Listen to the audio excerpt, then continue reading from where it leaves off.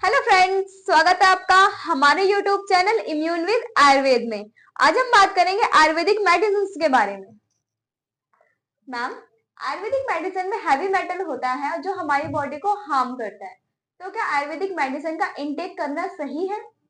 Ayurvedic medicine सिर्फ metal based नहीं होती है, कुछ प्लांट बेस्ड होती है, कुछ एनिमल बेस्ड होती है और कुछ मेटल बेस्ड होती है। देखा जाए तो मेटल बेस्ड सिर्फ आयुर्वेदिक मेडिसिन में नहीं, एलोपैथिक मेडिसिन में भी होती है।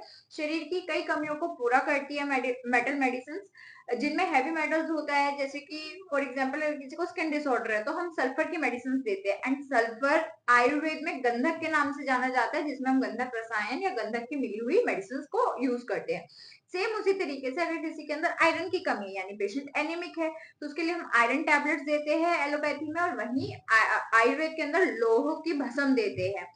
साथ के साथ अगर देखा जाए किसी को अल्जाइमर है, एडीएचडी है, कौन डिसीज है, अल्सराइटिव कोलाइटिस है, ऐसे में जिंक की कमी होने के कारण जिंक की मेडिसिन एलोपैथी वाले देते हैं, और जिंक को ही यशद भस्म के नाम से आयुर्वेद में दिया जाता है, और यशद भस्म को मेडिसिन का इंटेक कराया जाता है। देखा जाए तो दोनों ही पैथीज में या हर पैथी में मेटल्स का होना जरूरी है, और हैवी मेटल्स दोनों ही पैथी में होती है एंड दी जाती है पेशेंट्स की कमी को दूर करने के लिए। मैम, जैसे आपने कहा कि एलोपैथी में भी हैवी मेटल होता है, तो सिर्फ आयुर्वेदिक मेडिसिन पे ही क्यों क्वेश्चन किया जाता है?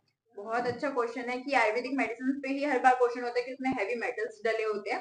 तो देखा जाए तो एलोपैथिक मेडिसिन में भी हैवी मेटल्स होते हैं, बट जैसे जैसे हमारा आयुर्वेद पीछे छूटता चला और हमने मॉडर्नाइजेशन को अडेप्ट किया, ठीक वैसे वैसे ही हमने आयुर्वेद को पीछे छोड़ा, और हमने जब भी एजुकेशन की बात की तो हर कोई एमबीबीएस देखता है डॉक्टर्स की कैटेगरी में। तो जब एमबीबीएस हुए तो जितने भी फार्मेसी शॉप खुली, यानी कि दवाइयों की दुकानें खुली, उसमें सबसे ज्यादा एलोपैथी मेडिसिन को रखा गया, और जो फार्मासिस्ट बने उनमें भी एलोपैथिक मेडिसिन को ही पढ़ाया गया।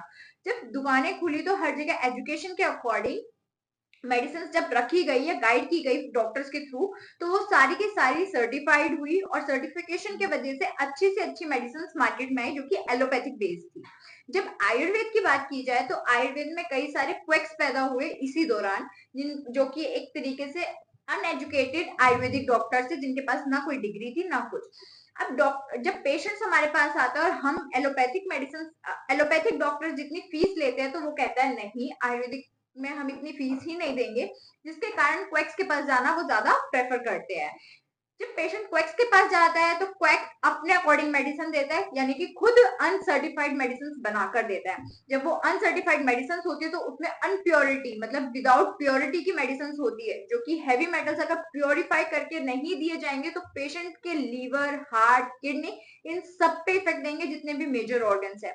और यहीं से आयुर्वेद की हैवी मेटल्स पे सवाल उठने लगे। तो जितने भी पेशेंट्स हैं उनको कंसिडर करना चाहिए एडुकेटेड सर्टिफाइड आयुर्वेदिक डॉक्टर्स पे, बजाय क्वैक्स पे। तो मैम, क्या डॉक्टर के विदाउट प्रिस्क्रिप्शन के बिना दवाई लेना ठीक है?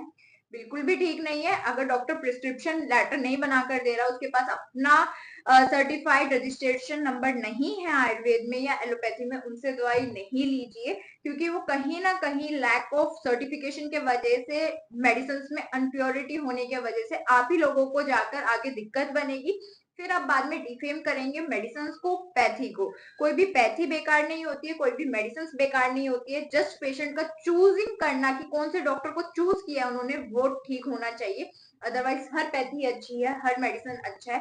पेशेंट्स को अपना डॉक्टर स्वयं चुनना चाहिए जो कि एक अच्छा सर्टिफाइड हो। Thank you ma'am.